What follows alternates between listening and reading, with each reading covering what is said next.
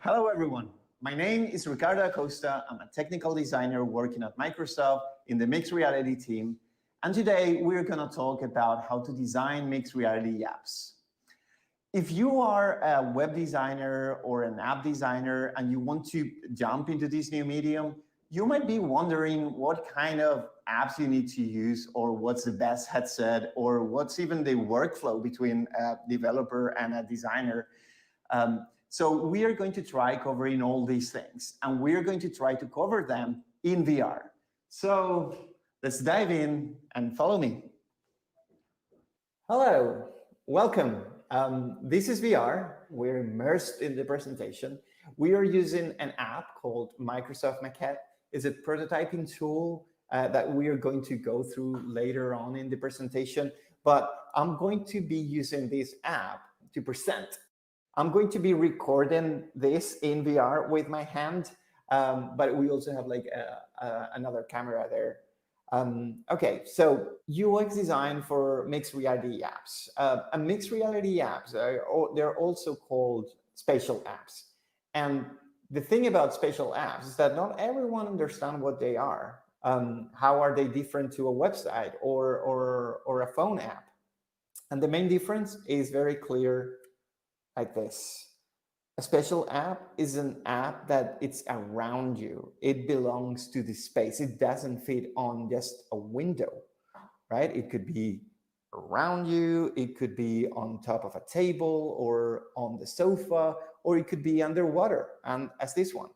And as you can see, designing these kind of apps is fundamentally different than designing a phone app or a website. Because when you're designing a website, all your creativity fits on that little window.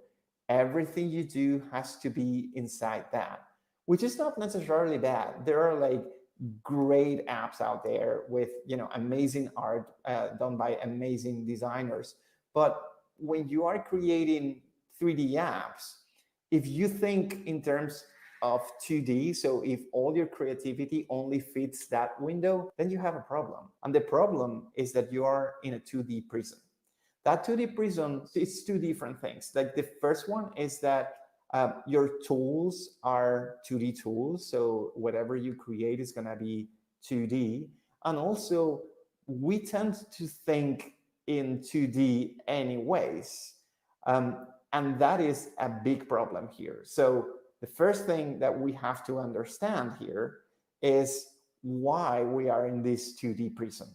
So it's all about the tools, in my opinion.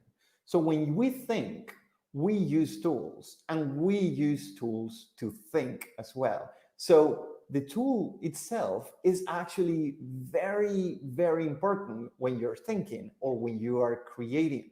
So choosing that tool could be the most important thing in your creation process. Because if you think about tools, for instance, if you are using a typewriter, you won't be probably creating a painting using the typewriter, because that tool is not for that kind of purposes. If you are using a pencil, then you're probably not creating furniture. You're probably drawing something, right? Or if you're using a calculator, you're probably calculating numbers. You are not riding a bike, because it's different. It's different. So the thing is, the tools kind of like drives your thinking. It can drive your thinking. So it is very important that you choose the right one. Imagine that you are creating an app like this. Again, this is a special app that is around me. As you can see, you have like many planes. It doesn't clearly belong to a window. So if this is the tool that you're using, you're probably not going to create a great spatial app, because pretty much in Illustrator, you think in terms of 2D. And again, that is not bad if you're creating a 2D app, but it's not as good if you are creating a 3D app. Let me show you this example about the way that tools can change your creativity. So I want to take you through this example. This is a painting from First Henry Lane from the 1800s. And if you look at the style, everything is super accurate. The colors, the strokes, everything is precise and accurate and beautiful. And this is amazing, right? You can picture him in his room painting, taking great detail on every single stroke, creating all those colors. And he did that this way because he was in this room, of course, but also because he had to actually create every color from scratch. So he actually had to smash the minerals, mix them together with the oil, and then paint on the canvas. And that process was a very, very long and tiring process. So he had access to a lot of colors, but he had to think twice before he used a color. And obviously, because he had all the time in the world, he spent his time making every single detail, every single stroke. And the result is pretty beautiful. But as you will see now, it's very different from this. This is Impression Sunrise from Monet. It's one of the greatest paintings in history. And if you can see, it's a very different painting. Look at these strokes.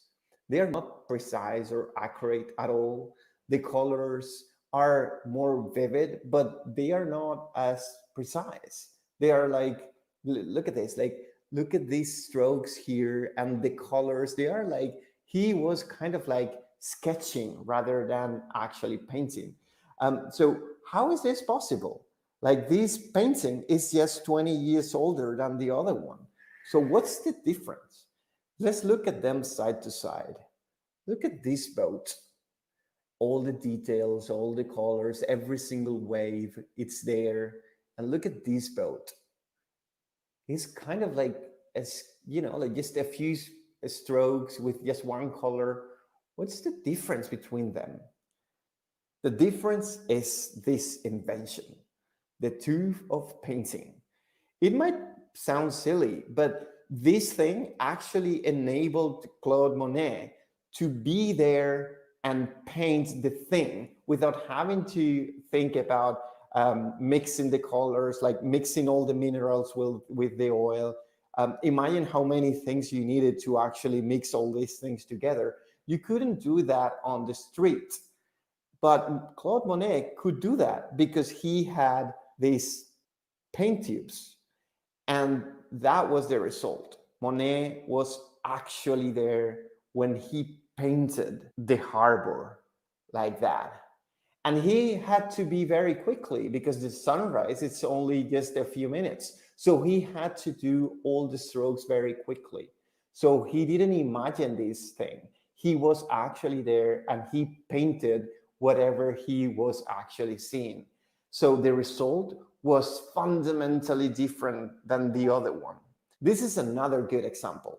Just a few years in the future, Joaquin Sorolla managed to actually do this masterpiece. It's so beautiful. And as you can see now, the people feel like they are actually moving. It feels like a picture.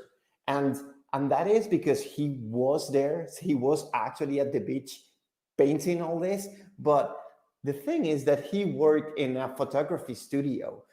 So he took all he knew about photography and put it on the painting. And without photography, he could never have done something like this. So we tend to think that we created tools, but the thing is, reality is a bit more complicated because tools actually give us something back. They also create and lead our thinking and our creations. And we have to be very aware of that because otherwise the tools will be a prison to our mind. So the tool will absolutely lead whatever we create. Take a look at this blueprint. This is a train. It's really hard to read because a train is a very complicated shape, and putting that in 2D is not easy. As you can see, this is super complicated. But if you do that in 3D, it's really easy to understand the shape. And if I wanted to add something somewhere, that would be fairly simple to me. The tool actually matters a lot in the final result. And if you are creating a VR app using Illustrator, for instance, or a 2D app, then of course you can imagine some level of 3D. You can always pop up things from the screen and you will have something like this. But at the end of the day, you started from 2D and your 3D app, it kind of looks 2D. It's 2D-ish, right? I just like used one plane and I put some shapes. And of course, it resembled like the first approach, like the 2D approach, but it's not as exciting as this approach. Like when you're in 3D, you have no limits. You can literally think of whatever layout because you are now in a very different medium. So you can't just start from 2D. You have to start from something different. You have to change your tools. So which tools should you use?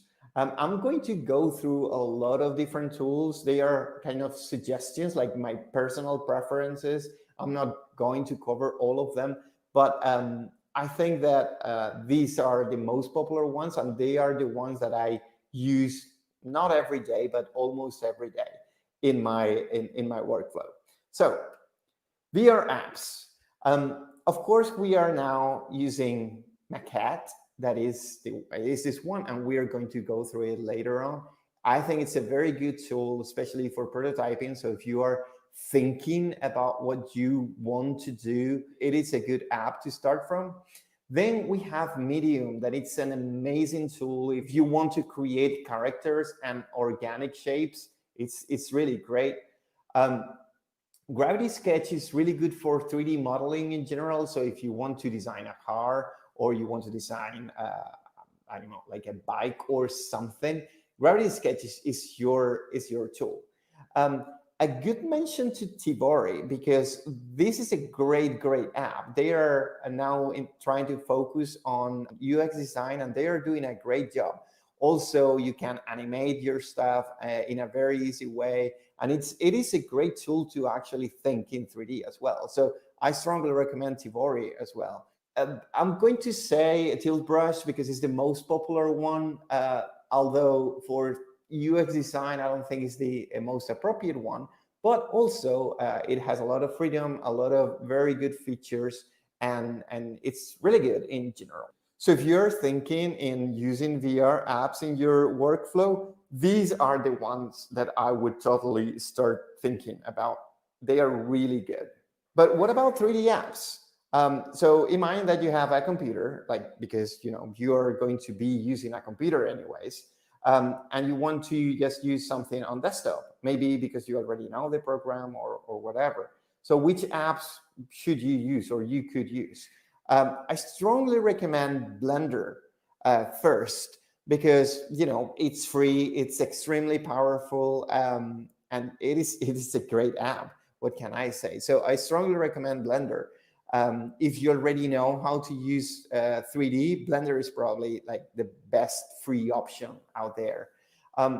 Then we have SketchUp. SketchUp is really good if you are going to create architectural stuff. So if you want to create rooms and such, it's really simple to use. And yeah, I would totally go for it. Another one is, of course, Maya or 3D Max. If you know 3D, you probably already know this one. And if you want to create any 3D asset or any 3D stuff in general in desktop, Maya is always a good thing. And if you're a motion designer and you want to express your ideas using 3D and motion, Cinema 4D is usually the way to go.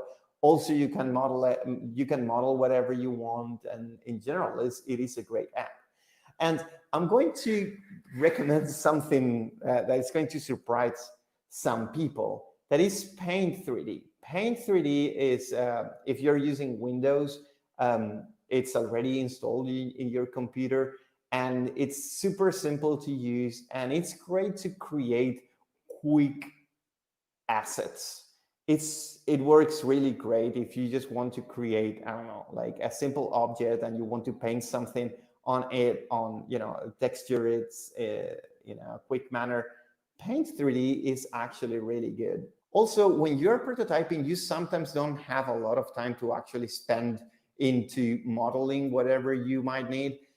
So you probably will use model libraries. The first one is Google Poly. Google Poly has a lot of different models. They are very low poly and kind of low quality, but you know, they are free and accessible. And there are many apps that actually support these kind of models, so you can include them in your prototypes. Actually, Maquette is one of them. It is great, but yeah, the quality is not the best. Then we have TurboSquid that has been like the main 3D library out there for a long time. So if you are willing to pay for models, TurboSquid is probably your best option. A lot of professional people, a lot of professional models in there. It's really good. Sketchfab is probably the new king.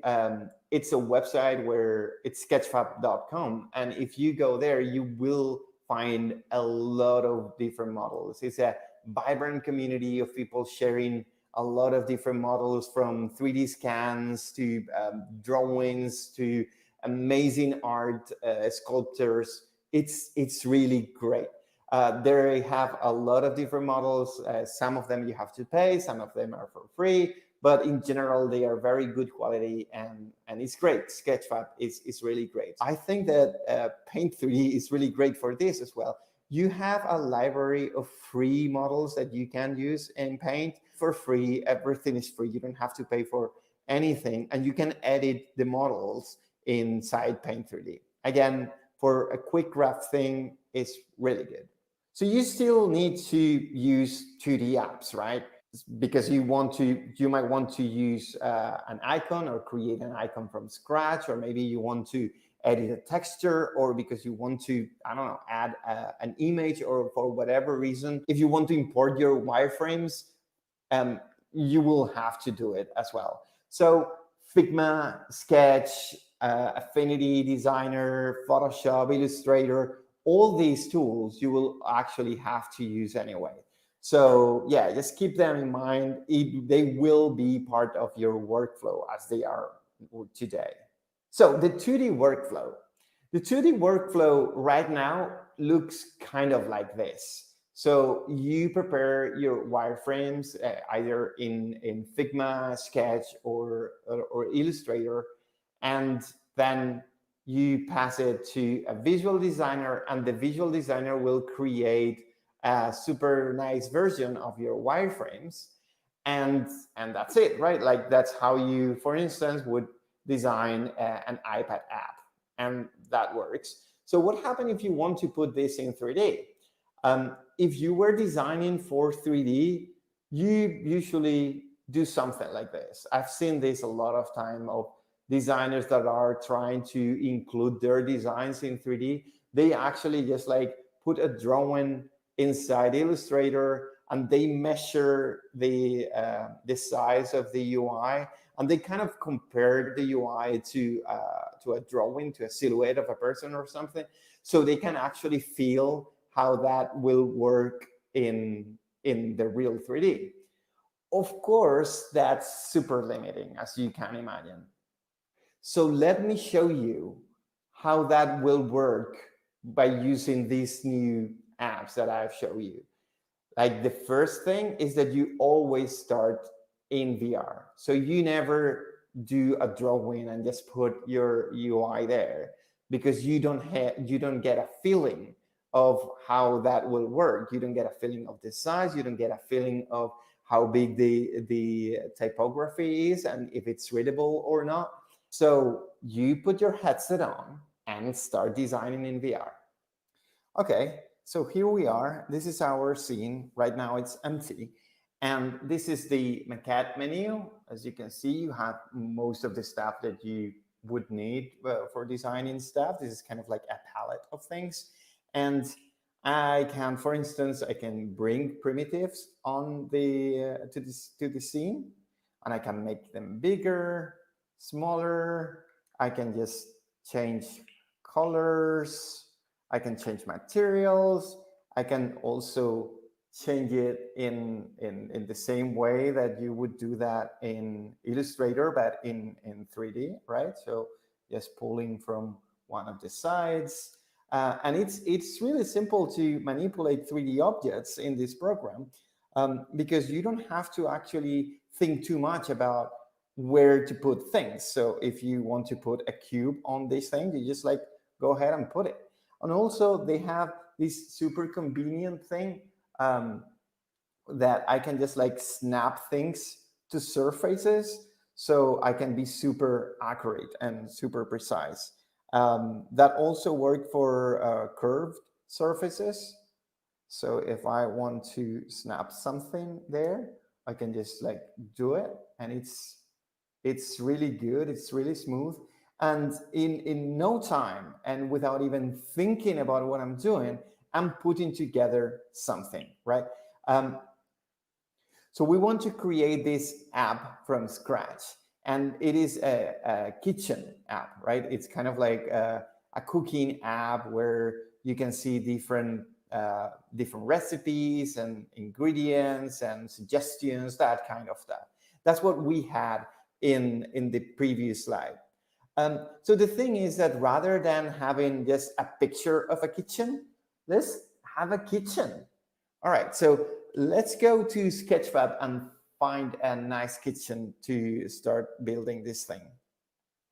I'm going to remove my headset. So sketchfab.com, and I'm going to find a nice kitchen. Awesome. All right, so let me go through the different kitchens. Oh, something important is just it has to be downloadable. And if you're going to use these for any commercial use, you better pay for it and also take a look at the license. But for this instance, because we are just going to do it for an example, anything, it's all right. So we're going to use this one because it's pretty nice. All right, so this is the kitchen. It looks super cool, actually. All right, so let's download it. And I'm going to download the model. I usually use GLTF, but you can use any other one. I strongly suggest to use this one because it has all the texture, the colors, and everything inside. So you don't have to worry that much about it. It's that thing. So these two files. And the only thing that I need to do to import them into Maquette is this thing. So I'm going to go to Documents, Maquette, Objects, and let's create a little folder here, demo, okay?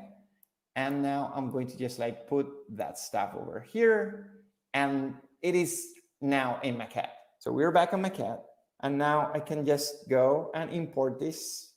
You can see everything that was in that folder is in here now. So demo, scene, GLTF, and here it is. So here's the kitchen now, and I can just like make it bigger, and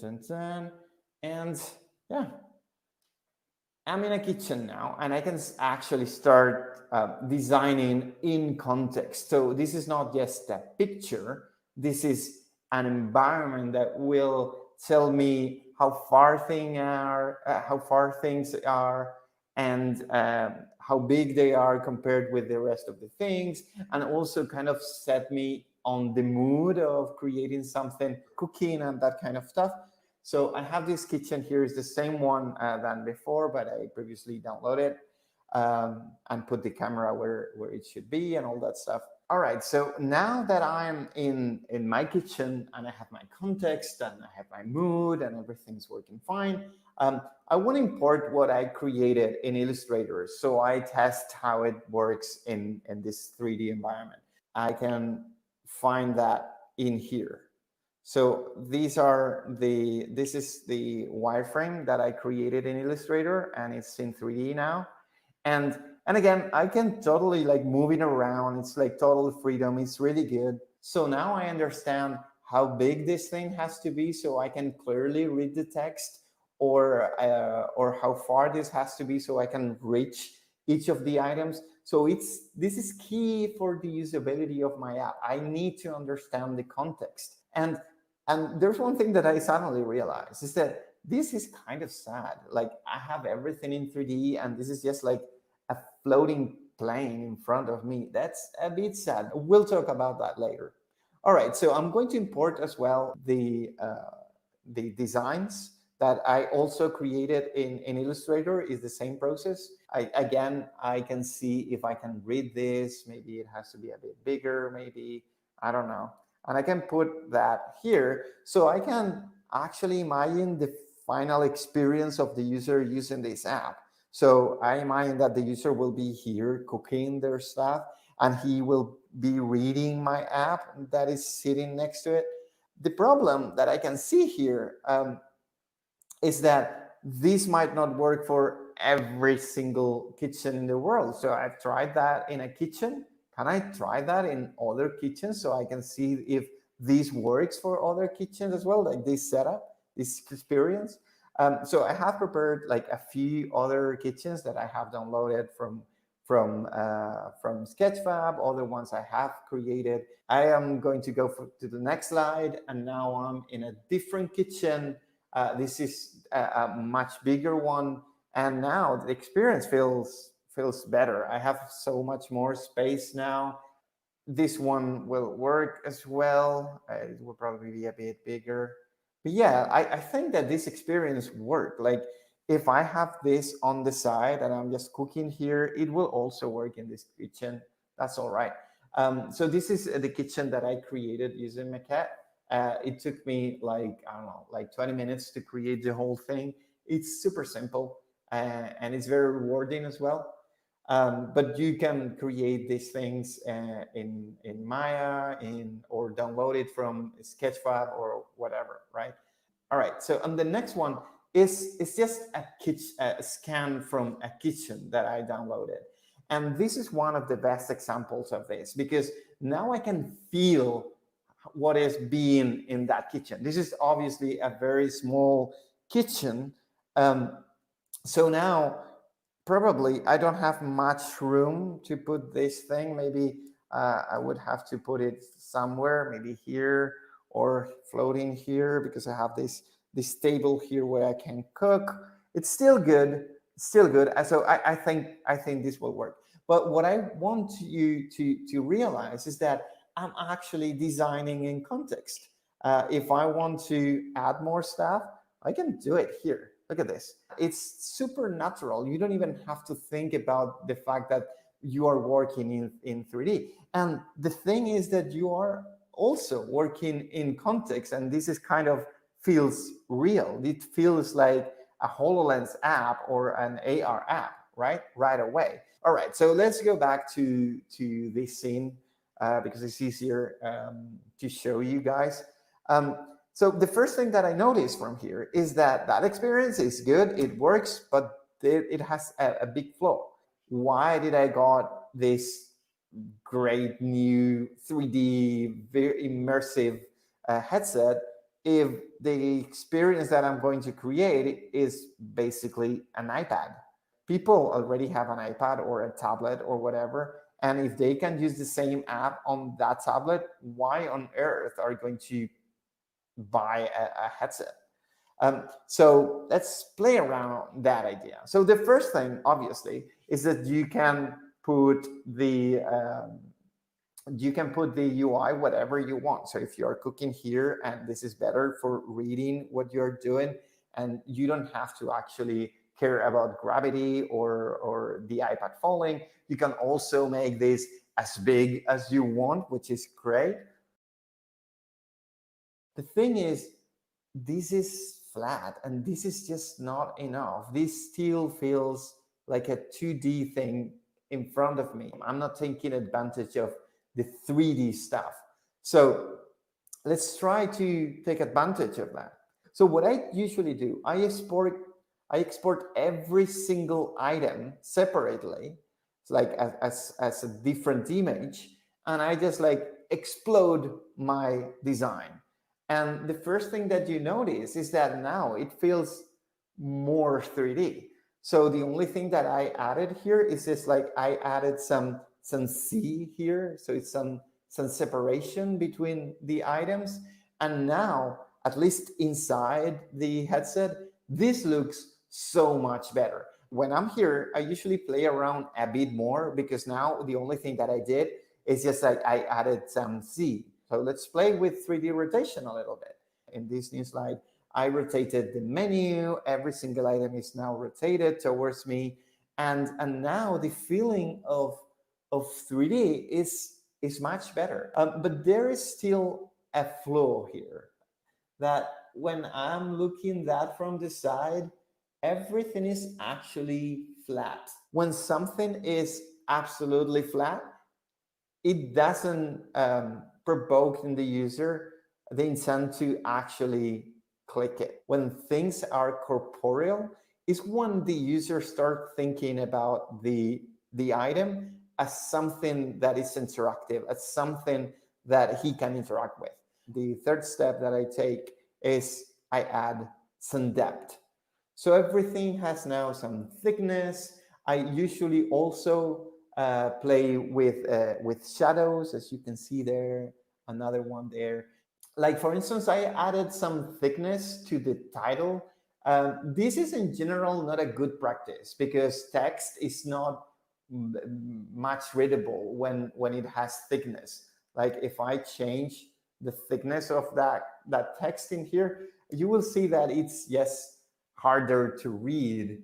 But sometimes if you add a little bit of thickness, it actually adds quality. And if you don't get greedy with it, with the thickness, it looks good and it's readable and nice, and especially works for titles. So yeah, that's my recommendation.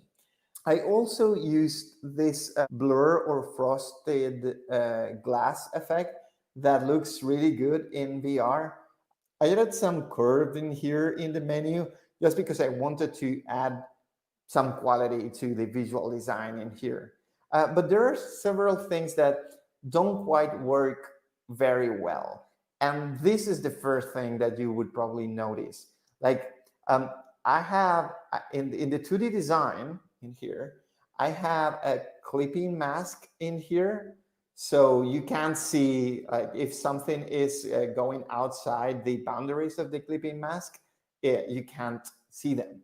But the thing is, in 3D, that doesn't quite work very well. So these kind of solutions feel a bit weird, and I usually try to avoid them. And so far, I'll be happy with this. I don't think that it looks bad or anything like that. But what I don't like about this design is that I created this design based on my ideas that I had in 2D, and I just don't like that. As I told you before, when we are using a tool, the tool kind of manipulates our brain to think how they want us to think. So there are like a ton of 2D ideas in here, and I wanted to start fresh. So I started, iterating a bit around this, and I went for something much more appealing like this. So here I'm now working in many different levels, at least in 3 levels here. Yeah, so as you can see there, this looks better. This looks more 3D. It looks like it belongs to the medium. It's the same information, more or less, but it feels like belongs to what I'm actually consuming it. So yeah, I have a few more iterations. So far here, I'm playing conservative because everything is kind of surface based. So everything is kind of in this plane, which, to be fair, helps with the readability of your app.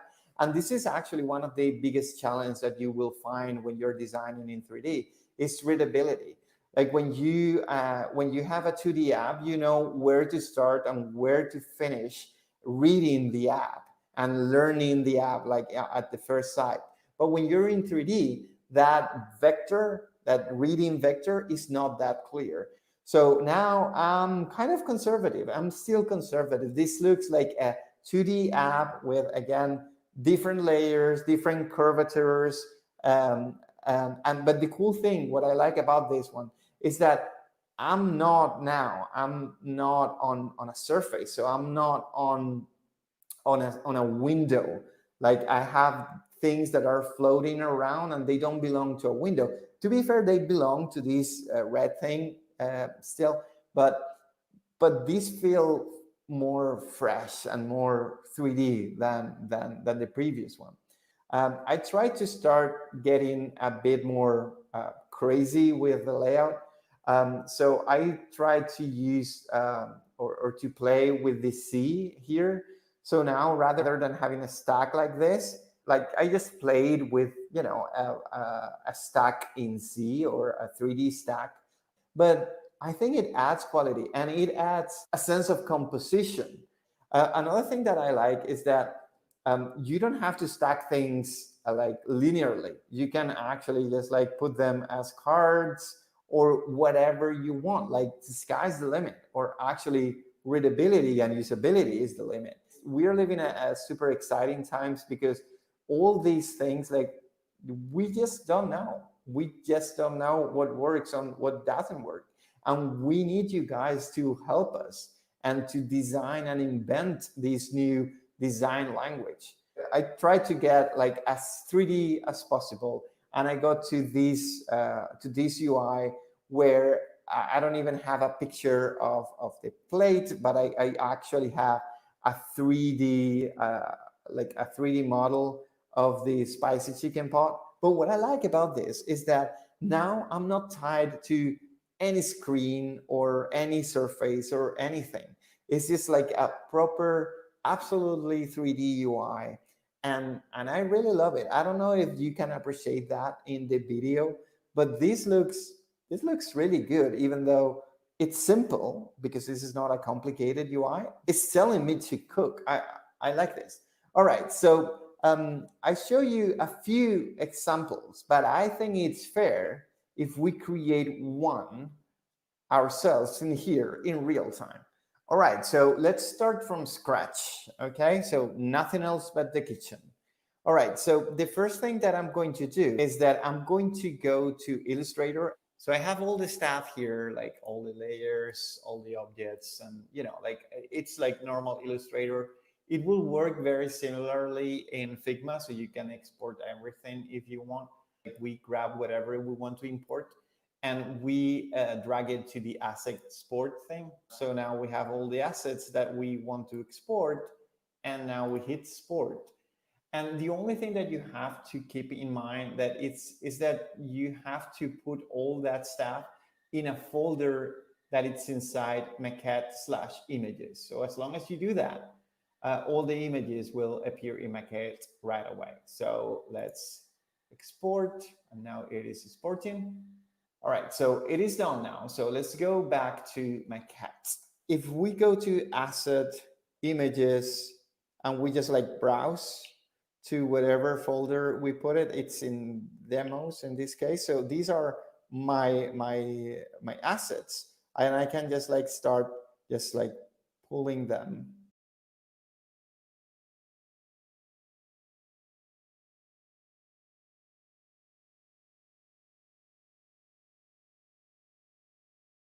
It needs some kind of a background, I think. So let's go and browse the primitives. You have like a bunch of primitives. You have people, furniture, like a lot of them. In this case, I'm looking for this one. This one, it's a very useful one. It's just like a curve panel, and you can just like adjust it as whatever you want. Yeah, that works. That's fine. So I'm going to add some text in here. The way we use text is super simple. You just like choose the text tool and you just like drag in here.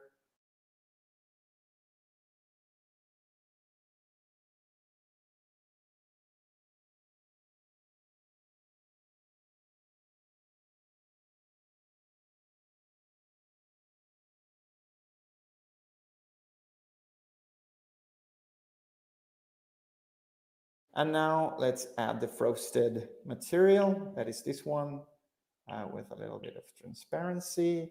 And yes, just apply that. That's it. Okay, that's pretty good. Actually, I'm going to apply a different material to the picture. Yes. Okay.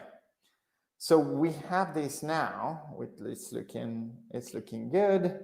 Actually, as a reference, I'm going to import the whole design.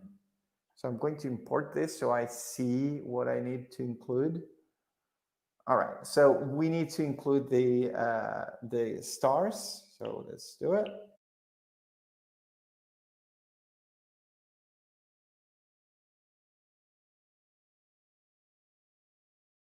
And the time.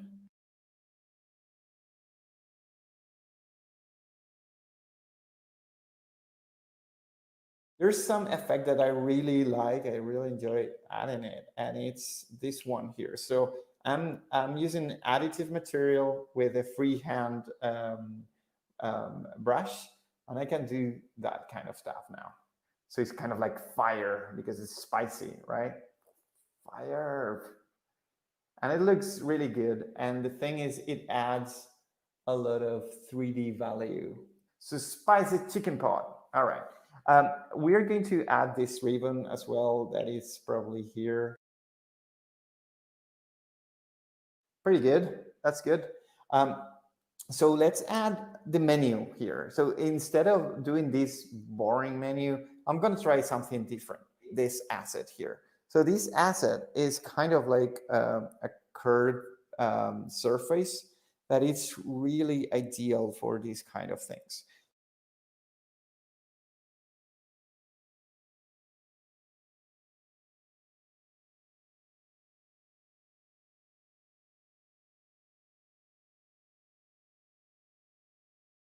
That looks pretty good, but it could look better. This is another thing that I usually do. So I'm going to select them all. I'm going to copy them like that. All right, like there. And now I'm going to make them look like a shadow. Black with a little bit of transparency. Boom, boom, boom, boom, and boom. This is a pretty decent menu right there. This shape here, this one, that I usually like use it to highlight stuff. That's fine, that works. And again, because I really love the frosted effect, I'm going to just include it there. Frosted. This is a pretty decent menu right there. So all these things, so let's just grab them.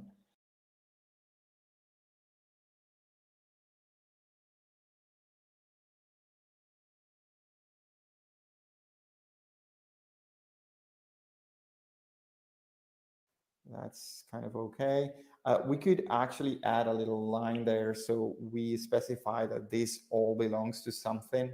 So we could add just a curve thing like that. And maybe something more subtle like that. Yeah, that's good. So we have this stuff here. Bam, bam, bam. Again, we don't have to be super accurate in this program because it is all about thinking and prototyping your thing. That's pretty good. I'm gonna take one of these guys because I made them before and they already have the thickness that I like. And I'm just going to put them in the clipboard, going back here.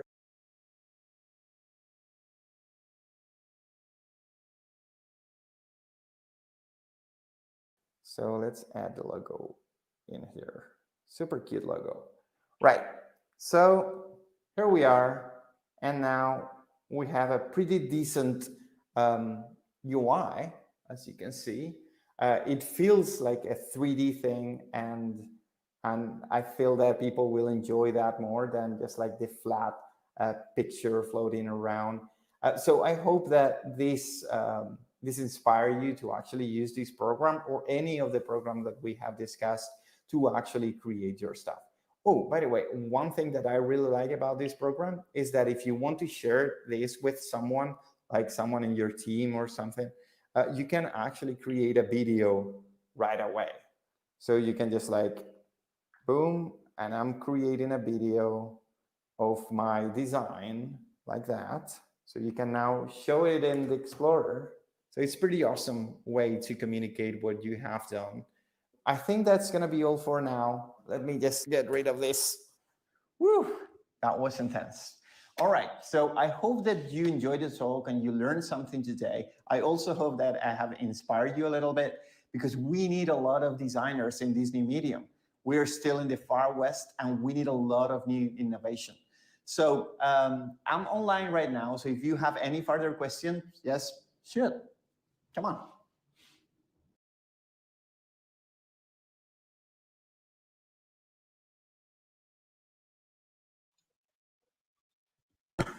Okay, what I can say, that's wonderful. I That's fantastic. So I'm excited about this session. So and I see a lot of session about this argument. So my sincere, very much sincere compliment. Oh, So thank you. I see that you are more or less already answered all the questions that are coming in the chat. So if you have something to add, just to go more in deep, feel free. We have a couple of minutes before we have to close before the next session. So you are free to add. Yeah, like in general, I just wanted to say that it's really hard to jump into this new medium, especially if you're proficient in 2D. Is a bit overwhelming to see all these new tools. You have to use a headset. You know, it's different, and it could be a bit overwhelming. Uh, and what I've seen, it's like the trend that I've seen is that a lot of designers are very conservative, so they prefer to just like keep it real, just use their tools that they are used to.